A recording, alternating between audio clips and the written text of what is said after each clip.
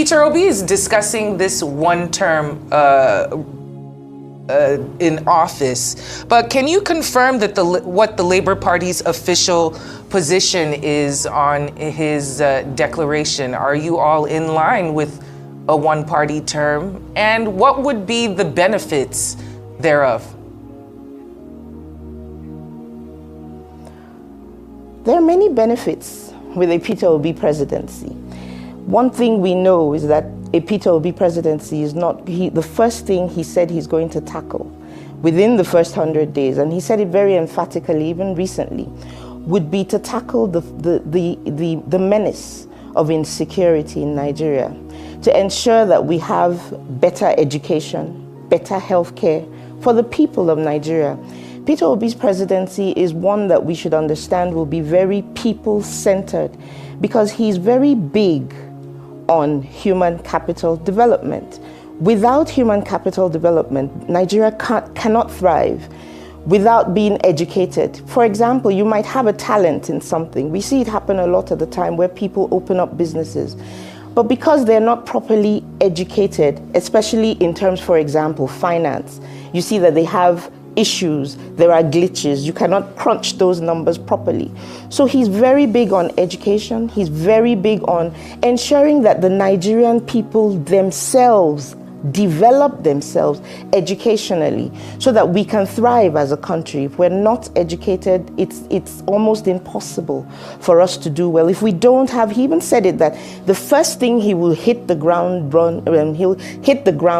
running and doing will be ensure that Nigerians are secure. The lives of Nigerians, the businesses of Nigerians are secure. Without security, many of the things that we want to do as a country will be almost impossible.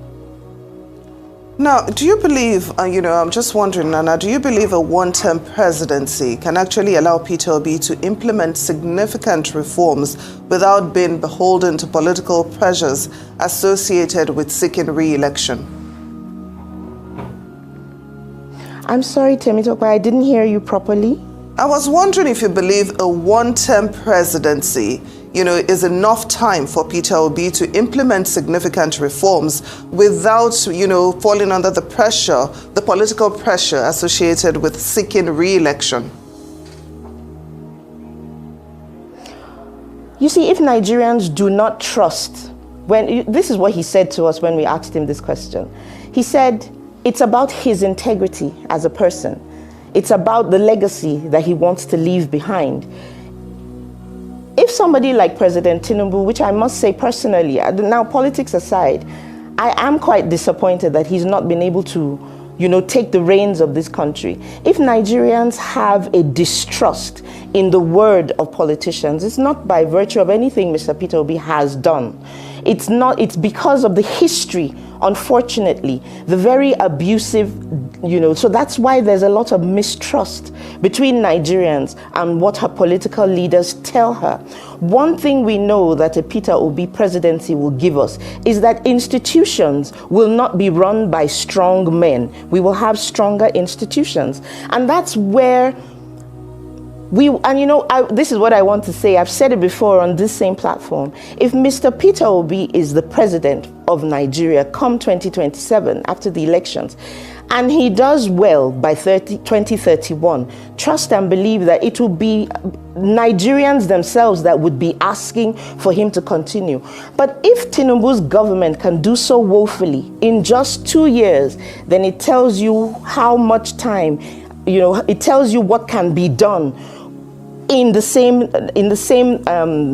period of time by a man who is determined to serve the people, to serve the country, and to redirect and retool the minds of Nigerians towards a better country.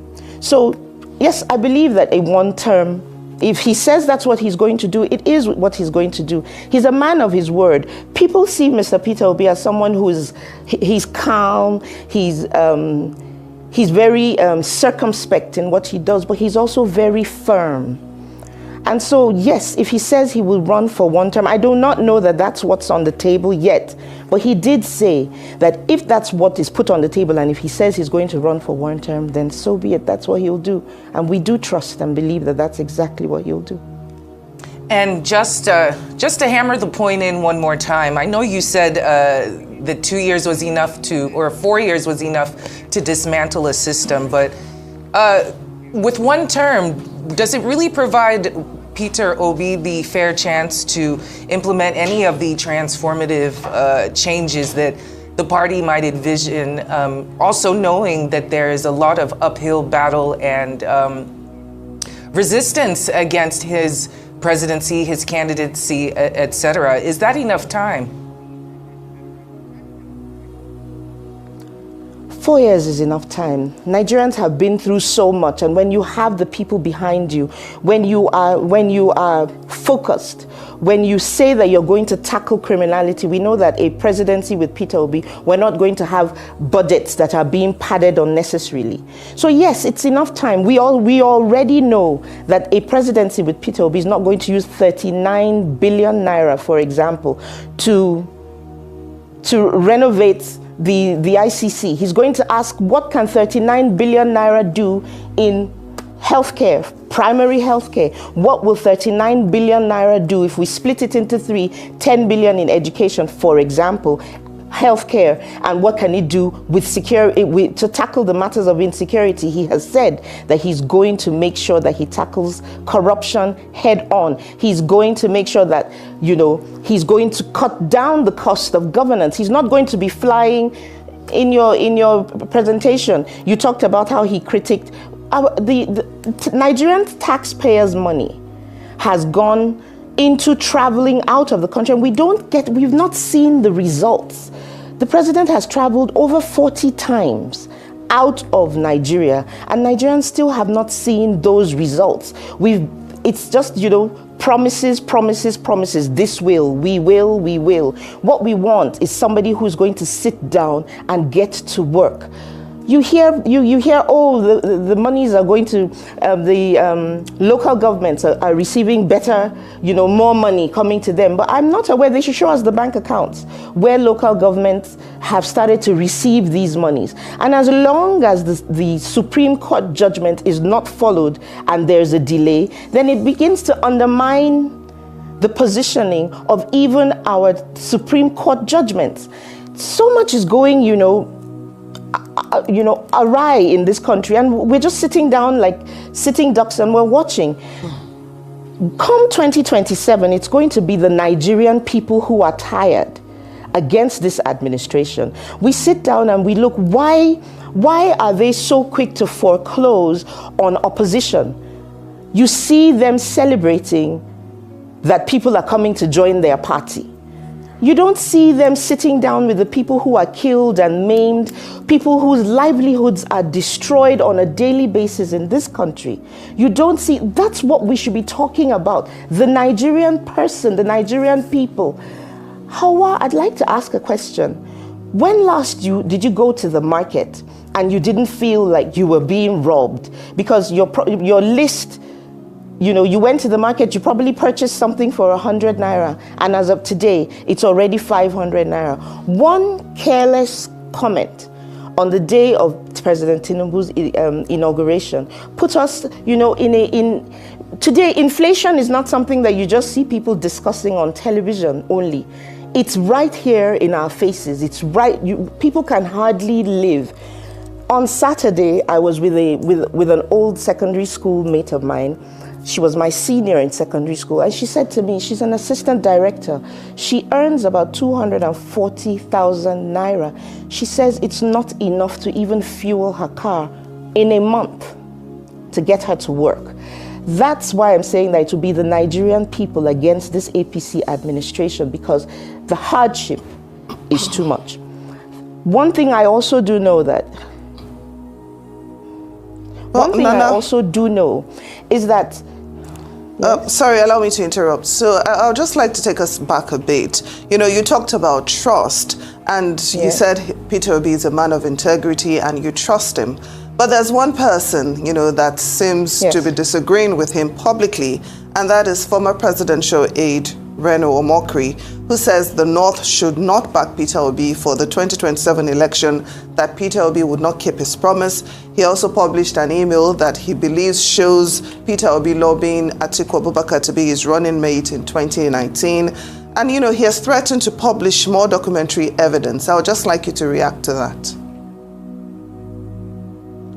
You see, Reno Omokri is somebody that I would ordinarily, if you didn't bring him up, he's somebody that I would not even want to talk about. He's somebody, this same person was the one that went around. Did he not have a protest in the UK that Tinubu should not run? What is it he even did? He was all over the place in the UK, running up and down, calling Tinubu a drug lord. There's nothing he hasn't said about President Tinubu. So why should I expect that he wouldn't come? He's singing for his new paymasters. Why would I expect that he wouldn't come for a Peter Obi? Why would I expect him not to say? He said so many things about so many people.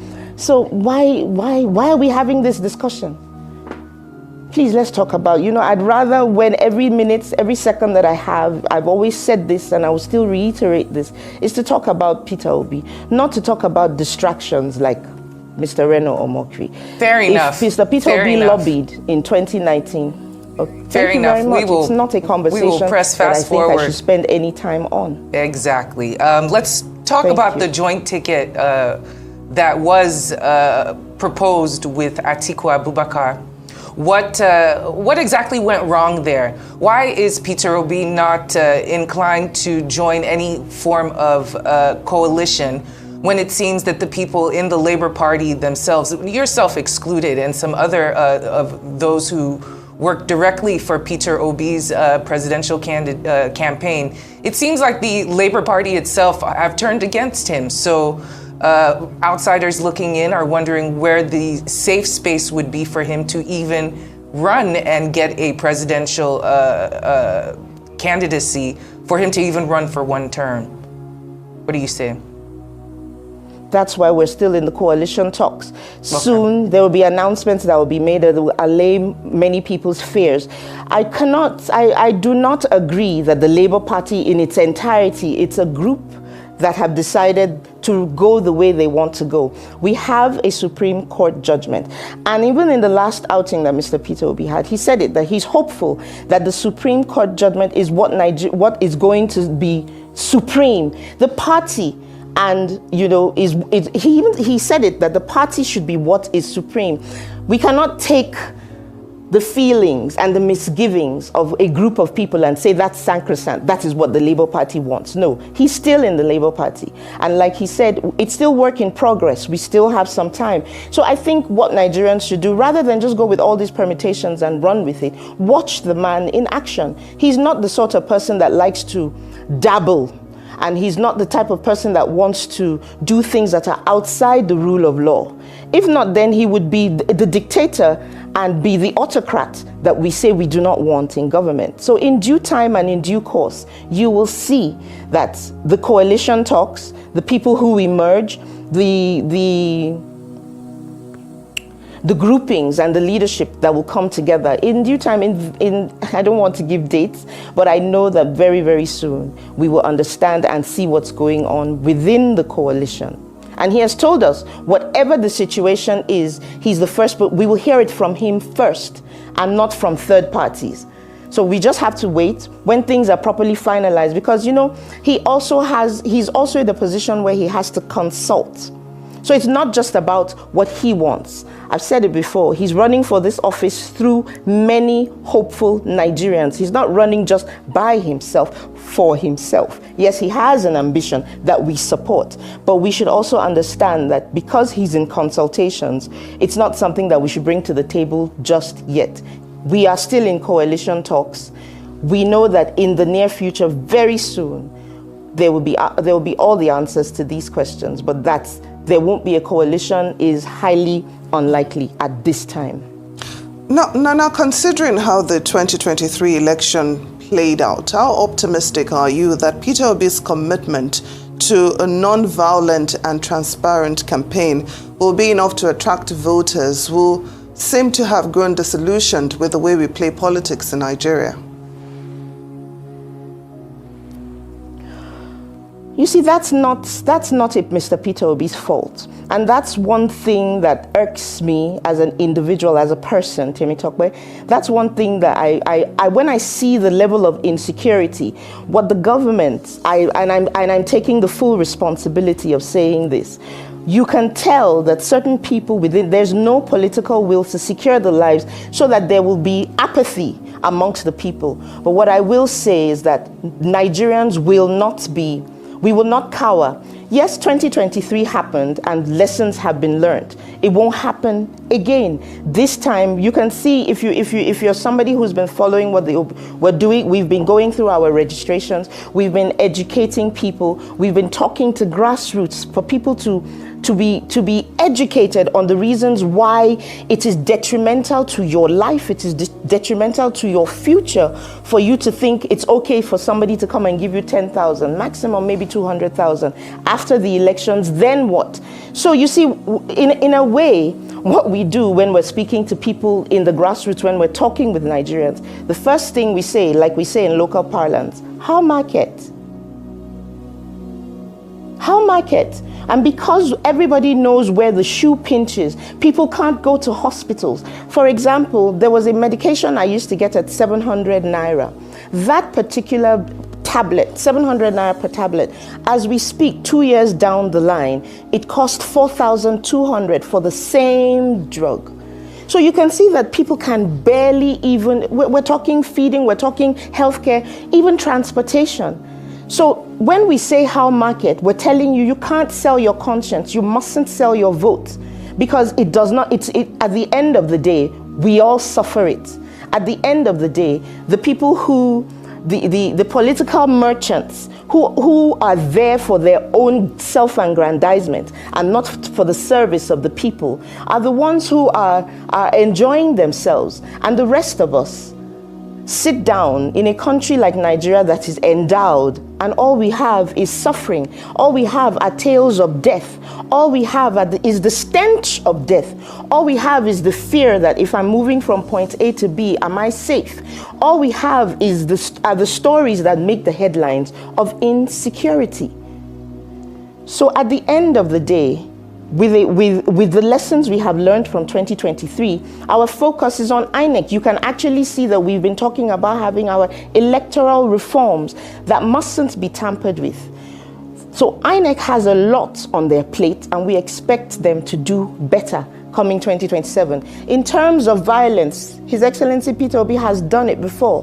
When he felt that he had an issue, he took it to court. He told everybody he's one person that believes very strongly in the preservation of life.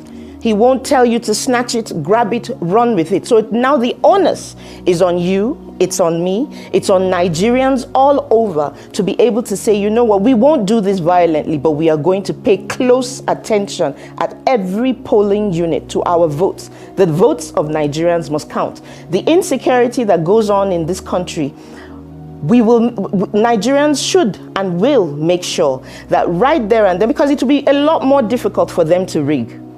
For example, if there are 20 of us that have registered at a particular polling unit, and all 20 of us show up, because there was something that the senior advocate of Nigeria, Femi Falana, said on a sister program, and I've always held on to that. How many guns and how many bullets or canisters of tear gas do they have to tear gas over 200 million Nigerians? This time, we're not going to sit down on our laurels and allow our voices be stifled or be quenched by some barons of Lagos, by some godfathers of Lagos. No. Nigerians will take their country into their hands. Nigerians, those are the conversations we're having now. You can see why a man like Peter Obi is on the lips of everybody. People are just tired of the status quo. People are tired of, how can you have a budget that was padded for one solar light, about 260 something million? That's absolutely ridiculous. So Nigerians, we won't be violent, but we will be alert. We will make sure that our eyes remain on the ball. Right. The suffering is enough. You can't we can't keep up at this pace. It's getting really, really frustrating. Very well said. Recently, even recently in Abuja, Apple was attacked by there were bikemen that came as bandits and were about to attack. When you look, we're not happy. Yeah. I asked somebody in the newsroom while I was waiting for it to come on. I really hate to interject. We are out of time. It's always a pleasure to have you on the program. All eyes are on the judiciary and on INEC and, of course, Peter Obi's All eyes on INEC. Thank you so absolutely. much. Thank you so much for joining us for this discussion today. Nana Kazaure, the spokesperson for the Labour Party here on Newsday.